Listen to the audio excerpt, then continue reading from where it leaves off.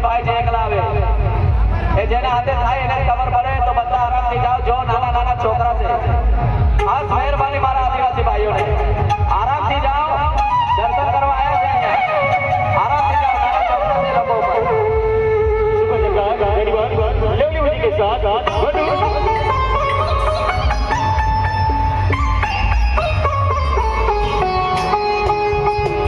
આજે મારા ભાઈઓ અહીંયા દર્શન કરવા આવ્યા છે અને એવા ધક્કા મુક્કી કરતા જાય તો મારા ભાતીને હારો ના લાગે